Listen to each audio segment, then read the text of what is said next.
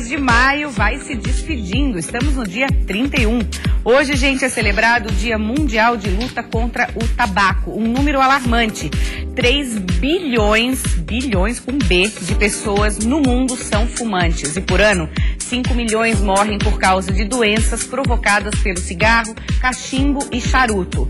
Se você é fumante, repense seus hábitos, pense na sua saúde. Falando em hábitos, hoje vamos destacar uma série que começa agora. Vamos falar sobre manias, hábitos e compulsão.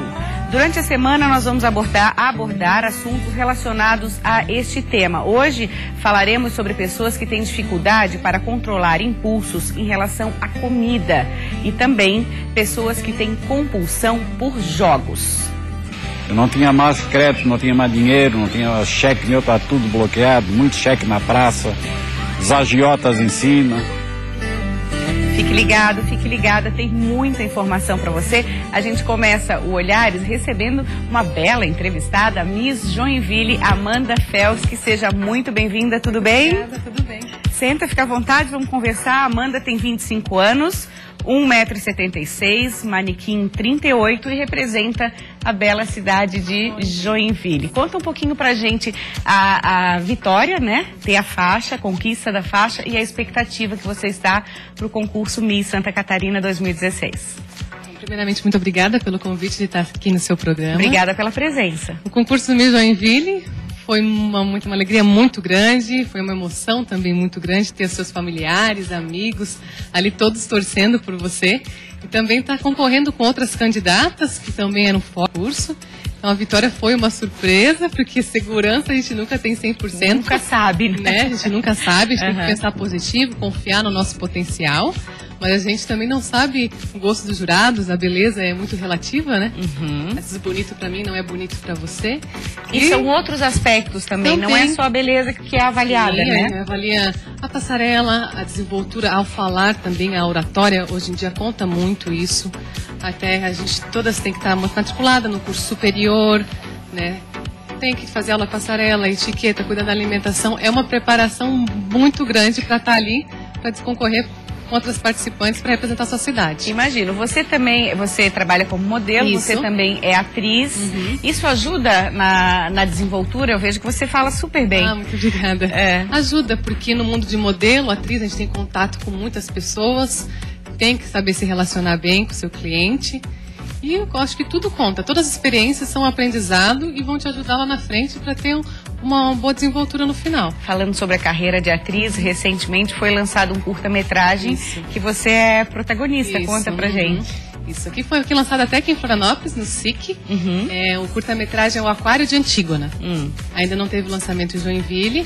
Ele é um curta-metragem, ele é mais lúdico a história. Fala sobre um senhor de idade que ele procura uma preparação para como se fosse o final da vida, né? A morte, mas de uma forma bem lúdica. É um filme muito bonito, com belas paisagens. Recomendo para quem puder assistir, depois vai estar disponível no YouTube. Vale a pena conferir. Que bacana, vamos ver a nossa Miss Atriz, né? Vamos prestigiar. Além de Miss e de atriz, gente, ela também é bailarina. Ela se formou na escola mundialmente famosa, que é o Balé Bolshoi, inclusive com convites para dançar em Moscou. Conta pra gente. Então, foram 8 anos de estudos na escola Bolshoi, dos meus 10 até os 18 anos. E durante a escola, eu fui 2 vezes para o Teatro Bolshoi de Moscou, me apresentei lá com a companhia deles. Nossa, aí é um momento único, né? Parece que você está vivendo um sonho, porque é algo tão distante da gente, você pensa que nunca vai chegar lá. E você estando no palco, eles vivem o mundo do balé. O balé para eles é como se fosse o futebol para o brasileiro. Então lá as pessoas têm o hábito de todo dia no teatro assistir balé, levam filhos, levam netos. É algo assim muito presente na cultura deles. E acredito que você tenha tirado dessa escola a questão da disciplina, da determinação. O que mais que te ajudou? Da postura, da determinação, né? Se você quer alguma coisa, tem que correr atrás. Né? Tem que melhorar sempre. E agora, como é que estão os preparativos para o grande concurso em agosto? Logo tá aí, né? É verdade, o tempo passa muito rápido. Como é que tá a rotina? A rotina, sempre indo na academia, cuidando com alimentação, fazendo tratamentos em clínicas de estéticas, que hoje a gente tem uma infinidade de equipamentos, né, que podem nos auxiliar. Ainda bem, né? Ainda bem. Agora preparativos para também cabelo, pele. O máximo de cuidados que eu puder ter, né, eu vou atrás para poder representar Joinville da melhor forma possível. E conciliar com a sua agenda também, porque só o fato de ser Miss Joinville, você também é requisitada para eventos, para representar a cidade também, né? E como eu estudo, também tenho que conciliar os trabalhos e provas da escola. Então, deixa eu falar que a Amanda é formada em Engenharia Química, mas estuda mestrado, em que área? Engenharia de materiais, estou fazendo mestrado agora. Não para, então. A gente não pode parar. O tempo também não para, então a gente tem que continuar, né? Tá certo. Quero agradecer muito a sua presença aqui no Olhares. E nós vamos acompanhar, porque você sabe que a Band Santa Catarina tradicionalmente transmite, inclusive, o grande concurso. A gente vai acompanhar. Sucesso para você. Muito obrigada. Sucesso pro programa também. Obrigada, tá? Nós vamos reforçar, gente, que as inscrições para o concurso Miss Santa Catarina 2016 ainda estão abertas. O site e o telefone de contato para quem tiver dúvidas tá aí, vai aparecer na sua tela, é só anotar www.missantacatarinaoficial.com.br. Os telefones 47 3367 0708 ou 47 99 85 37 20. Falar com o Túlio, que é o coordenador desse lindo concurso.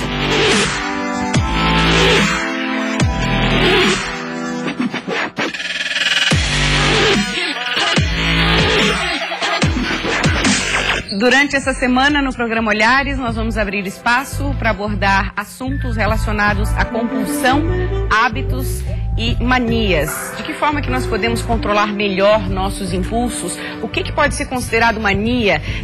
Em que momento essa mania vira uma compulsão e aí a gente tem que ficar em alerta? De que forma que isso pode afetar a nossa qualidade de vida? Tudo isso nós vamos responder para você. Hoje nós começamos falando sobre compulsão por jogos. A nossa convidada é a psicóloga Vera Baião. Seja muito bem-vinda, Vera. É um prazer Obrigada, Maria Paula. Agradeço a presença. Quando a gente fala em compulsão, Vera, de que forma que a gente pode definir de uma forma bem sucinta o que é compulsão? Sim. Maria Paula, a clínica da compulsão é a clínica do excesso, né? De coisas que em menor quantidade não nos faria mal. Pelo contrário, nos faz bem porque nos geram prazer. A partir do momento em que o volume, a intensidade, a frequência aumenta, começa a ficar patológico. Então a pessoa começa a ter vários prejuízos na vida dela. Começa a gerar problemas. Exatamente. É o caso que a gente vai mostrar para você do depoimento dos jogadores compulsivos, que a gente tem 2 depoimentos. Vou convidar você para assistir o primeiro. Obviamente, eles gostam de preservar o anonimato, então a gente não vai dizer nenhum nome, nem vai mostrar o rosto, mas preste atenção no depoimento. Como muitos descrevem, é a chegada no fundo do poço que serve de alerta para querer parar. É aí que começa o difícil caminho na tentativa de abandonar o vício. Eu ia para o bar tomar uma cervejinha com meus amigos, naquela brincadeira de fazer uma fezinha, como se dizem, né? Jogava R$2, R$1, e depois já ia até R$500 por dia. Até R$1.000 por dia. Se eu ganhasse R$3.000 no bicho, no prêmio, meu prêmio de R$3.000, R$2.000 já deixava lá, querendo ganhar mais, aquela ilusão de querer ganhar mais, e não ganhava nada. Perdi aquele que eu ganhei e mais alguma coisa.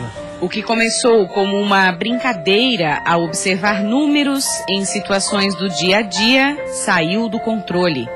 Como consequências, muitas perdas, conflitos e desespero. Eu comecei na brincadeira. Fui me aprofundando. Fui ao fundo do poço já lá no Rio de Janeiro. E em 91 vim para Florianópolis. E aqui conheci as máquinas, né? Máquina, jogo de bicho e bebida. Perdi muito dinheiro. Tentei me suicidar por 2 ou 3 vezes, por falta de dinheiro, pelas dívidas que eu tinha.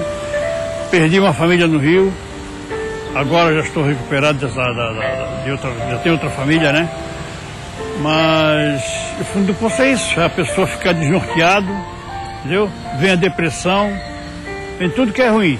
E dizem que o jogador é vagabundo, é sem vergonha, mas isso é uma doença. É uma doença que não tem cura. Ela pode ser detida se a pessoa for às reuniões e cumprir os 12 passos de recuperação e os 12 passos de unidade. as reuniões que ele se refere são os grupos de apoio que existem, né, para essas pessoas.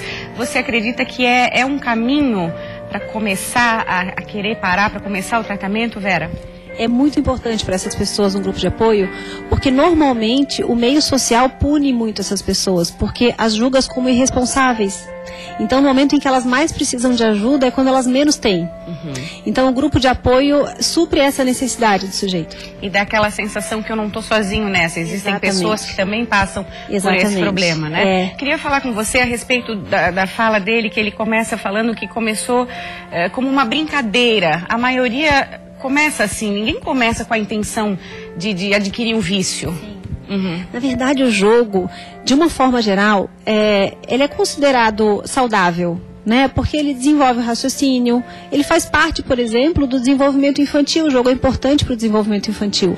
E a gente sabe que o jogo, na história da nossa espécie, o ser humano joga há muito tempo. Se tem ideia de que 3.000 anos antes de Cristo já se tinha, né, indícios de jogos.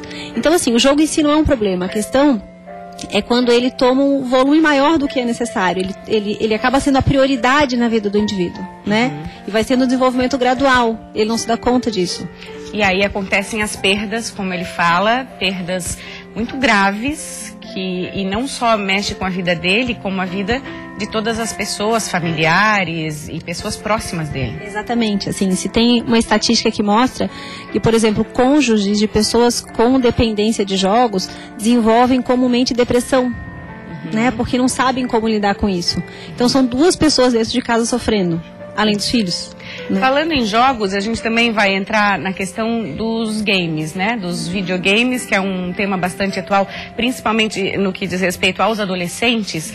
E nos chamou a atenção alguns vídeos que mostram situações extremas, Vera, de adolescentes que foram privados de terem os videogames e surtam, literalmente surtam. Nós vamos mostrar para a gente aprofundar aqui o nosso debate. O primeiro caso é um rapaz nos Estados Unidos que a mãe cancelou uma conta do videogame que ele jogava todo dia, toda noite. Vamos ver.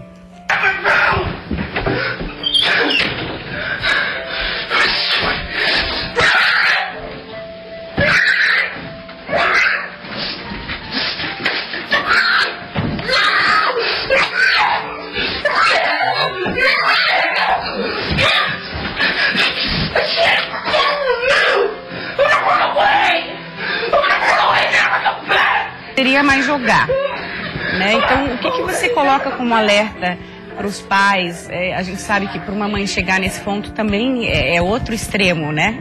Ninguém está julgando aqui, a gente só quer um alento para esses pais. O que fazer? Que sinal que a gente pode ficar em alerta em relação aos filhos que estão jogando demais, que estão passando muito tempo no videogame? Esse é um problema bem atual. Porque comumente se tem uma aprovação social de um adolescente, de uma criança jogando. Se entende comumente de que é algo comum da adolescência. Ah, faz parte, eles gostam. Exatamente. Então, assim, não se tem controle sobre isso. O que seria o ideal? Estabelecer um tempo diário para que isso possa ser feito. Sendo que esse tempo tem que ser distribuído entre outras atividades, que sejam atividades de brincar, de estudar, de fazer, de relação com outras pessoas, com outras crianças. Né? Então, assim, sempre deixar um tempo limitado para isso. Desde o começo, desde o momento em que a criança entra em contato com esse tipo de jogo. Quanto antes delimitar isso, melhor, porque depois foge do controle. Exatamente. Tem outro caso também de um pai que acaba passando com um cortador de grama em cima dos CDs dos games. Vamos ver. What is this achieve? What is this achieve? What does that achieve what? What is this going to do? Mowing my game zone. Maybe you'll quit playing for a while, get a job, pay some of your bills. I'm never going to quit playing.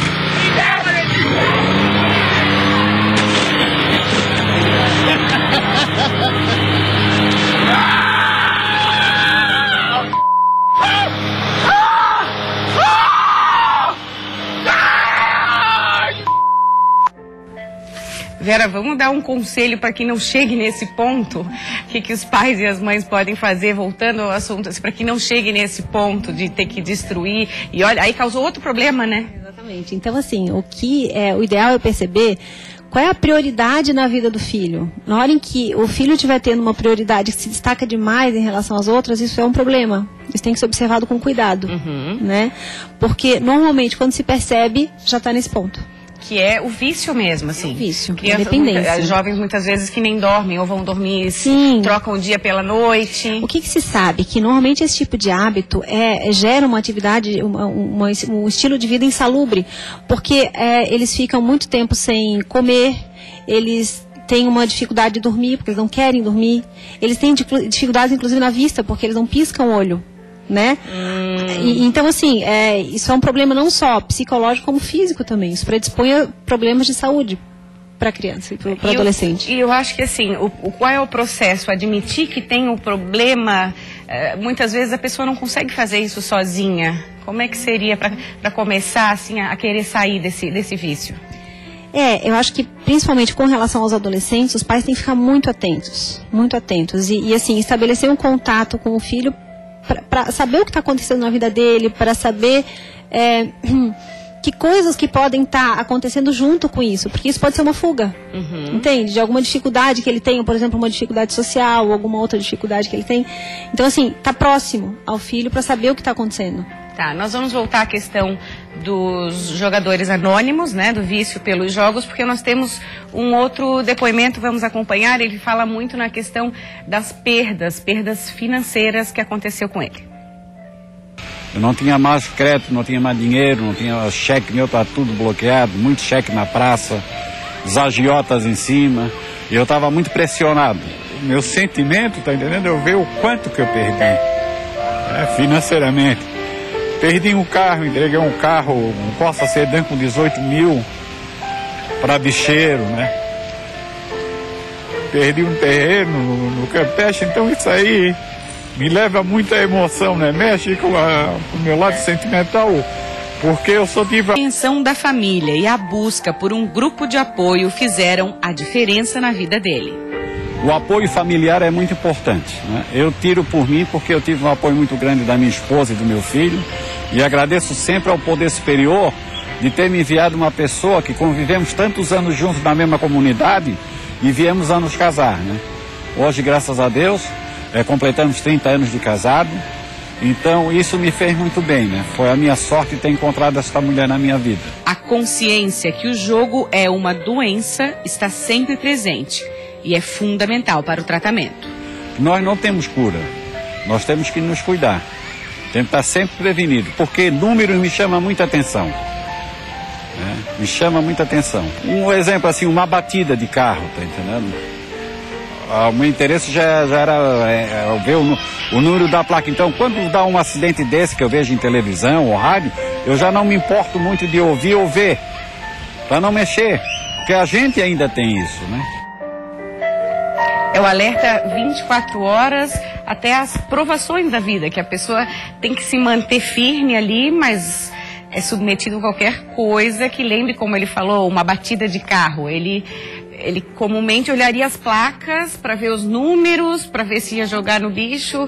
É 24 horas esse alerta. Principalmente no começo do processo de mudança, né? Porque assim, tudo vai levar a esse tipo de memória, essas vivências recentes do sujeito. Então ele tem que ter outras vivências diferentes dessa para ir refazendo a sua própria vida, né?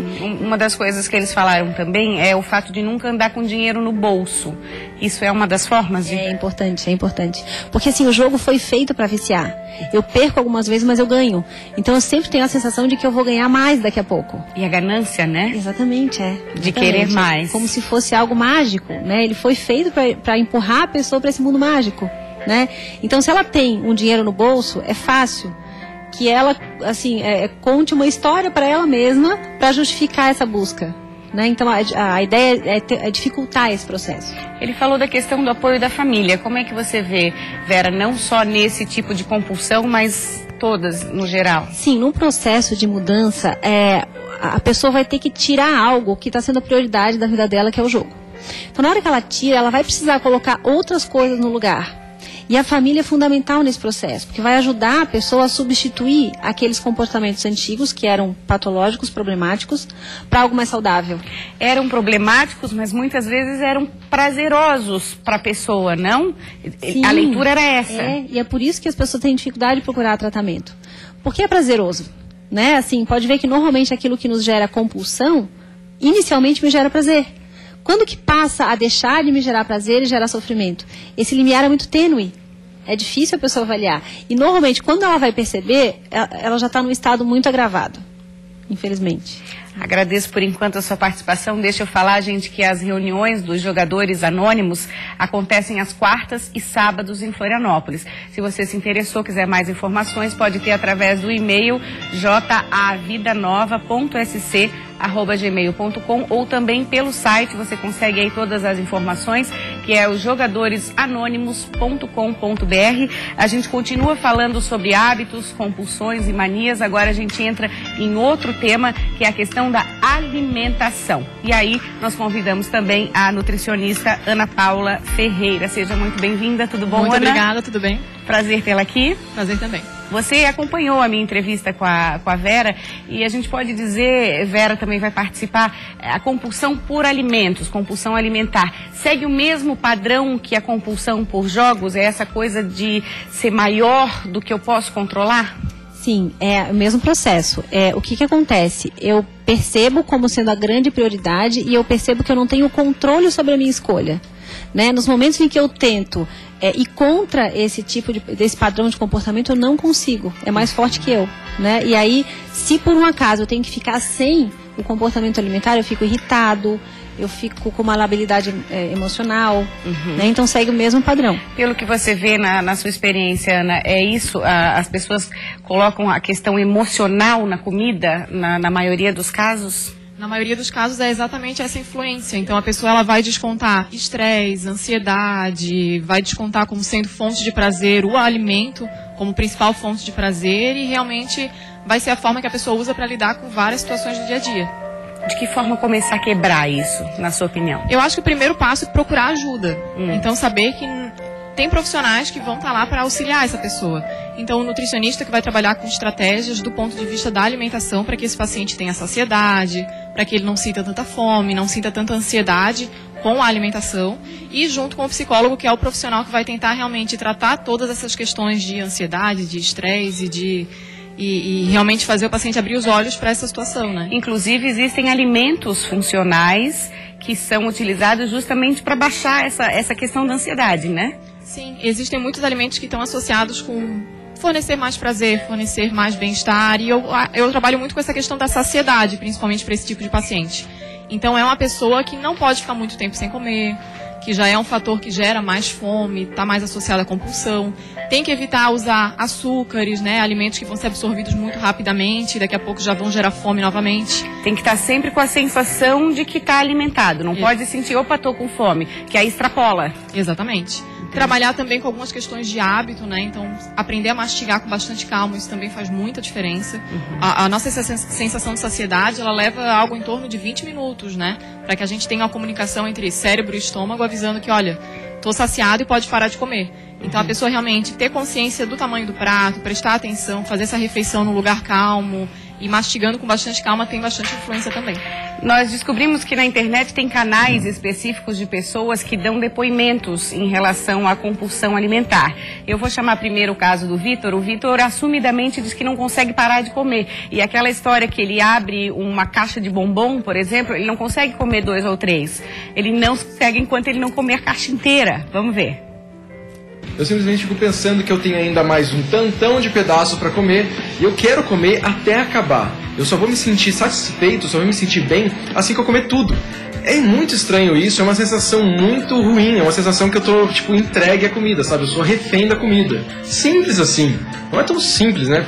Mas eu não consigo parar pra pensar isso. Eu fico pensando na parte que assim, beleza, eu vou consumir alguns aqui, ou senão eu vou apreciando e tal. Quando eu vejo, cara, já tá no final, já tá faltando uma unidade só, já tá faltando um chocolatezinho, e eu vou lá e consumo. Nossa, que delícia. Por que eu não fiz isso com todos? Ou se eu tivesse reduzido no momento que eu tava comendo ali, sem parar compulsivamente, poxa, eu podia ter apreciado um pouco mais do gosto das coisas, do chocolate, de tudo, qualquer coisa que seja ali, mas tudo parece inconsciente, mas eu estou consciente do que isso está fazendo com o meu corpo. Entenderam isso, meninas? Parece inconsciente, mas ele está consciente, e ele fala na palavra refém, ele é refém da comida. De que forma escapar disso? Na verdade, assim, é exatamente essa queixa da pessoa que tem transtorno alimentar, né? Compulsão alimentar. Porque ela se sente realmente sem controle. É como se a comida mandasse nela. Não só no momento em que a comida está na frente da pessoa. Mesmo nos momentos em que ela está na aula, no trabalho, porque ela fica planejando o que vai acontecer quando ela chegar em casa, o que ela vai comprar no supermercado. Vive em função disso. Vive em função, só que inicialmente, até esse hábito ser adquirido, ela tem a sensação de controle. Ela acha que ela para a qualquer momento. Depois de um determinado tempo, ela percebe que esse controle já não existe mais. E aí vem o arrependimento, né, Ana? É muito comum da pessoa que acaba comendo compulsivamente, além do que pode. Ai, me arrependi, não devia ter comido, me odeio por isso. E aí surgem também os transtornos alimentares em consequência disso. Exatamente, eu sempre tento trabalhar com o meu paciente que a sensação de culpa, ela piora muito mais todo esse transtorno, né? Então é normal, todo mundo faz exceções de vez em quando, vai acontecer algum dia que a gente vai comer demais, vai passar um pouquinho do limite. O que a gente tem que saber é que foi uma exceção. No dia seguinte a gente retoma um hábito alimentar saudável e tentar aos pouquinhos ir criando cada dia mais essa consciência, né? Às vezes no início uma estratégia para alguém não abusar no chocolate, como foi esse exemplo, é simplesmente não ter em casa. Então a gente tentar, no momento inicial, evitar esse tipo de besteirinha em casa, ter à disposição, já vai ser um começo. E isso funciona, o fato de ter em casa, muitas vezes, tá lá, eu vou lá e vou comer, né? Essa coisa assim, tá ali, ou então, como o caso de um depoimento de uma amiga que estava conversando com a gente, eu acabo comendo um monte, porque eu acho que não vai ter tempo de eu comer depois, como se fosse assim um estoque de comida. Então, isso já não aconteceria se tivesse menos comida em casa. Começa no carrinho do supermercado, ajuda? Com certeza. Então começa a gente tendo em casa opções saudáveis. Se a pessoa está com vontade de comer um doce, mas a opção que ela vai ter à disposição vai ser fruta seca, vão ser outras alternativas mais saudáveis, a tendência é que a pessoa vá para esse tipo de opção. Então, pelo menos naquele momento, ela conseguiu evitar. Para encerrar a conversa, quero saber da Vera. Vera, o primeiro passo, admitir o problema, muitas vezes é difícil para a pessoa sozinha, mas escutar uma pessoa mais próxima, família, isso já é um grande passo. É um grande passo. E o processo de psicoterapia é importante porque a gente tem que entender qual é a função que está tendo essa comida nessa personalidade. Por que a comida tomou o papel que tomou? Comumente é sinal de algum tipo de conflito interno que ela não está conseguindo resolver. Então vamos resolver para olhar para a comida com outro olhar. Tá bom, muito obrigada. Obrigada. Adorei a presença, Ana, Vera, foi um prazer, obrigada. Tá? Obrigada a você pela companhia, espero que tenha gostado. Amanhã tem mais olhares, a gente continua aí falando sobre manias, hábitos e compulsões. Continua ligado, vem Nader Kalil, repórter Band, você vai ficar super informado, principalmente aí sobre a questão da greve no transporte coletivo em Florianópolis. Beijo, até amanhã.